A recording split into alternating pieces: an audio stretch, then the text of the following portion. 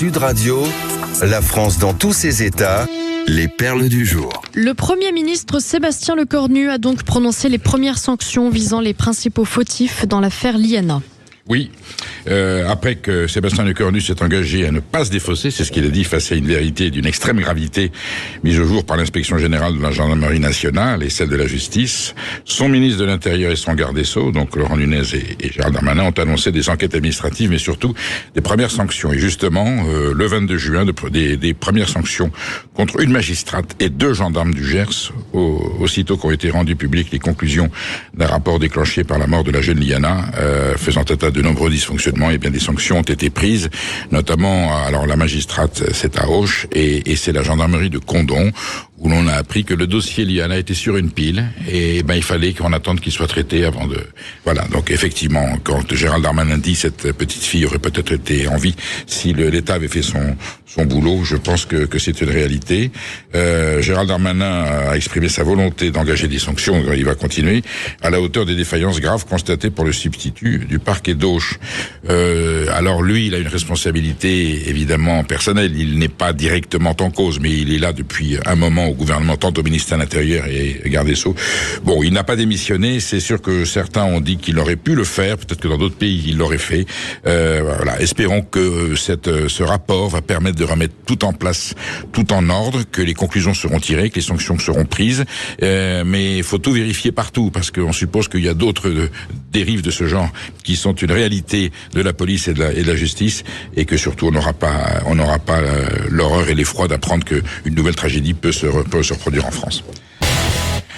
On parlait hier des personnes âgées confrontées aux fortes chaleurs. Hier, un autre drame a eu lieu à Carpentras. Oui, 2 enfants ont été retrouvés morts à Carpentras dans le Vaucluse, enfermés dans une voiture garée en plein soleil lors de cette vague de canicule. Et c'est le procureur de la République de Carpentras. La piste de la mort en raison de la chaleur est privilégiée. Les 2 enfants avaient 2 ans et 4 ans. Et ils ont été découverts dans la voiture de leur famille par leur mère en début d'après-midi. Le véhicule était garé sur le chemin d'accès à l'habitation familiale, tout à côté de la maison, en plein soleil. Selon ce que les informations du parquet, les enfants ont été retrouvés inanimés, en arrêt cardiovasculaire. La mère de famille a appelé les secours vers 13h20. Les sapeurs-pompiers sont arrivés et ont tenté de réanimer les 2 enfants en vain. La mère, âgée de 33 ans, j'imagine, a également été prise en charge par les secours. Bon, c'est un phénomène ancien de savoir qu'il ne faut pas laisser les enfants, il faut aucun être vivant. Non, mais c'est juste du bon sens, quoi. Voilà, mais surtout vu cette température. Alors, est-ce que les 2 petits seraient allés d'eux-mêmes dans la voiture? L'enquête le dira. Le procureur de Carpentras, Hervé Mourge, dit que les causes de la mort sont à déterminer. Mais évidemment, la piste de la canicule des prévisions est d'accord. Comment les enfants se sont trouvés dans cette voiture? Voilà ce qu'on a envie de savoir. Le GIGN a été appelé hier à Nogent-le-Rotrou pour une intervention peu ordinaire, je dirais surréaliste. Oui, surréaliste. Le GIGN, l'unité d'élite de la gendarmerie nationale, c'est pas rien, a dû intervenir en urgence à Nogent-le-Rotrou dimanche pour maîtriser un homme armé. Des coups de feu ont été échangés, 2 gendarmes ont été blessés, l'homme a fini par se rendre. Et vous l'avez dit, ce n'était pas une intervention ordinaire puisque l'assaillant était âgé de 82 ans. Il a complètement pété les plombs. Ce qui s'est passé, c'est qu'il a cru que la révolution avait éclaté. Selon son épouse qui a averti les forces de l'ordre, il serait sorti dans son jardin armé d'un fusil en hurlant que Macron avait été destitué. Une crise de démence, visiblement, l'octogénaire a été placé en garde à vue pour tentative de meurtre et a été hospitalisé. Qu'est-ce qui a pu susciter ça chez lui? Il a vu des images à la télé? Ça peut être une crise de je sais pas. Vous savez, ça peut être les réseaux sociaux en vrai. Facebook, oui, tout ça, on voit circuler des choses par moment. Puis il y a tellement, entre l'intelligence artificielle, on en a vu des images de l'Élysée pris d'assaut par des chars d'assaut. Oui, bien sûr. Ça peut venir de là. Espérons que c'est un cas isolé et que ça ne se reproduira pas. Suite. Les jeunes ruraux quittent de plus en plus nombreux leur territoire pour aller étudier en ville. Une étude vient d'être publiée sur ce phénomène. Oui. C'est une réalité un peu tragique. On les appelle les transfuges de territoire. D'après une étude inédite de Via Voice, plus de la moitié des jeunes quittent leur terre natale par contrainte pour poursuivre leurs études. À l'image on prend l'exemple de Zoé, 23 ans, originaire d'un village de Corrèze, en stage aujourd'hui à Paris. Elle s'est dit corrézienne. Évidemment, elle a été obligée de quitter son pays. C'est un exode rural, il n'y a pas de problème. Quand elle revient, on l'appelle la Parisienne. Alors elle s'est dit, voilà, et quand il me voit débarquer en mocassin, mes copains de rugby me charrient. Voilà, raconte cette notion de 23 ans. Et c'est vrai que c'est une tragédie d'avoir cet exode rural, cette excentration, et Dieu sait si Jérôme Fourquet et Christophe Guilly ont signalé le phénomène. Depuis les années 2000, les campagnes se dépeuplent sans hésitation, sans arrêt, et ce sont des jeunes qui ne peuvent pas rester sur place. Alors soit il y a le problème du foncier, s'ils sont dans l'agriculture, ils n'ont pas les moyens d'acheter la terre, soit ils sont obligés d'aller faire des études très loin, et finalement quand on va très loin, on se déracine et on reste dans les grandes villes. C'est une forme de dépeuplement, c'est une nouvelle exode rurale. Il y a aussi un retour des gens qui veulent rester, mais alors eux, ces jeunes qui veulent rester, qui s'accrochent, ils savent qu'ils n'auront ni débouchés, ni études supérieures. Donc ils restent, voilà. Donc là, il y a une fragmentation, il y a une fracturation de la sociologie française, et je pense que c'est un sujet gouvernemental qui devra être... Et vous avez raison de le dire, parce que c'est aussi la faute des gouvernements successifs qui n'ont jamais réinvesti dans les campagnes, dans les zones rurales, de ces périphéries qui n'ont plus les moyens d'avoir des commerces. Enfin, il y a quand même beaucoup de sujets, en fait, qui sont soulevés par cet exode. Abandon total. Alors, on parle du Grand Paris, on parle des grandes agglomérations. Édouard Philippe, quand il était Premier ministre, expliquait que la ruralité, c'était un thème dépassé, qu'il fallait aller dans les grandes agglos. Voilà la conséquence. C'est le tissu profond de la France qui est en train de se déliter. Et là, j'espère que, je disais, durant la campagne présidentielle, il y a tellement de sujets à aborder. Je pense que voilà, le prochain président devra tenir compte de ces jeunes qui veulent rester, et quand ils ont fait leurs études, ils ont envie de revenir chez eux, ce qui est tout à fait normal. Une nouvelle inspirante, cette fois, Maude, au sujet d'un supermarché dans les Vosges. On parle d'inspirante, c'est ça? Non, alors, en fait, j'aime bien ce genre d'infos parce que ça sort du lot. Personne n'en parle parce que c'est sans doute trop positif pour buzzer. D'ailleurs, vraie info, Perico, les informations positives dans les médias, ça fonctionne pas.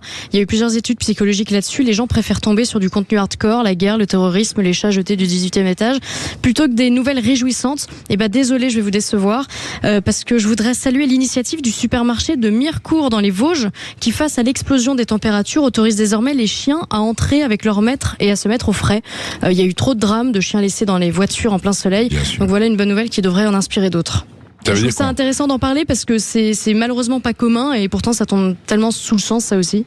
Donc on peut rentrer avec son toutou. Maintenant on peut rentrer avec son animal de compagnie. Et ses enfants est-ce qu'il y a aussi. Est-ce qu'il y a un espace? Oui, les enfants, on vient de parler d'une tragédie. Est-ce qu'il y a un espace pour les... Alors en fait ils sont mis dans des chariots, attachés au chariot, ils ne doivent pas sortir du chariot. Donc voilà, c'est la seule contrainte, mais sinon en tout cas ils sont au frais et, c'est quand même mieux que de les laisser dans la voiture.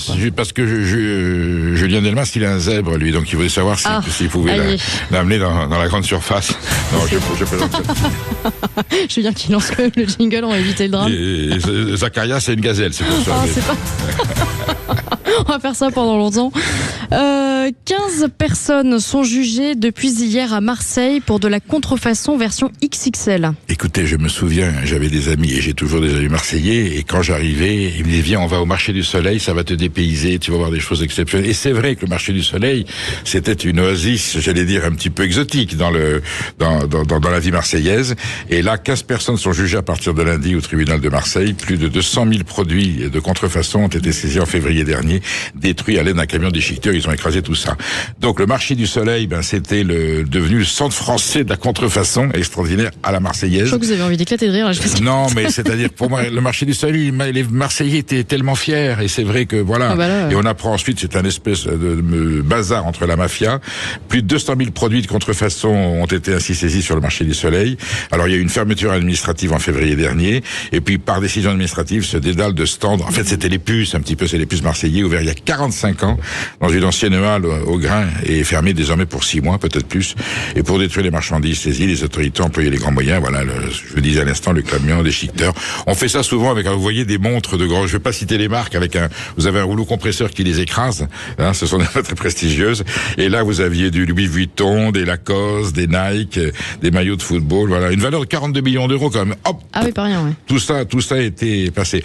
J'espère que Marseille pourra retrouver retrouver quand même, aujourd'hui quand on traverse la ville, on la reconnaît pas.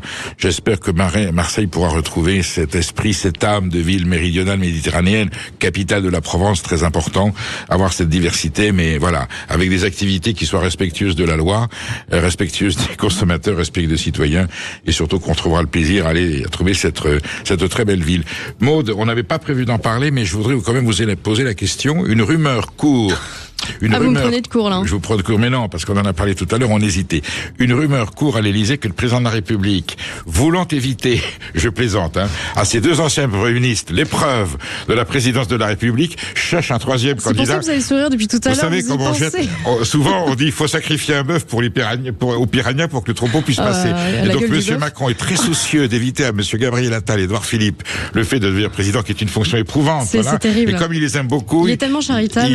Il cherche quelqu'un qui... ils cherchent quelqu'un pour quelqu'un à mettre face à eux. Alors moi je suis pas persuadée que ce soit pour les aider. De fait, je pense que c'est. Vous avez compris mon ton ironique. Ouais, bien sûr. Il y a des noms qui circulent ou non? Pas à ma connaissance. Alors, on verra ça demain. Peut-être qu'on aura davantage d'informations. D'abord, il y a ceux qui attendent. Je suis sûr que Gérald Darmanin. Il y a ceux qui sont sur la ligne de départ arrière, on va dire, qui attendent. On sait que le Premier ministre, à un moment donné, quand il était un peu en phase avec le pays, il s'est dit pourquoi je ne serais pas la solution. Et puis que M. Castex, qui a été Premier ministre, aussi parce que bon, il est en recul, il a été apprécié. Alors, s'il est président, s'il gère la France comme il gère la SNCF, on reste de rester longtemps 8 heures sans climatisation et qu'on devra se descendre. Il va y en avoir beaucoup des rumeurs. Et on devra descendre sur la. Oui, enfin, ce qui est sur l'information. Et d'autres personnes qui vont se présenter. C'est que le président est excédé par le fait que les deux anciens premiers ministres qui ont demandé sa démission sont aujourd'hui les deux candidats officiels de la Macronie et qu'il aime bien parce qu'il est un peu taquin, il aime bien trouver quelqu'un. M'est avis que ni M. Attal ni M. Édouard Philippe ne tiendront compte des suggestions d'un troisième candidat que leur suggérera l'Élysée et voilà, et les conseillers du président qui sont là, les visiteurs du soir, le dimanche soir. Je pense que chaque jour, il y a quelqu'un qui doit arriver avec un nouveau nom à proposer pour remplacer Attal et Édouard Philippe. À suivre, on vous tiendra au courant avec moi, bien entendu. Alors, on va venir au sujet de la justice. L'insuffisance et le laxisme ont encore frappé. Qui de mieux pour en parler que Pierre Gentillet, l'avocat Pierre Gentillet, qui sera avec nous dans un petit instant. N'hésitez pas à l'interpeller, à lui poser vos questions comme d'habitude au 0826 300 300. À tout de suite sur Sud Radio.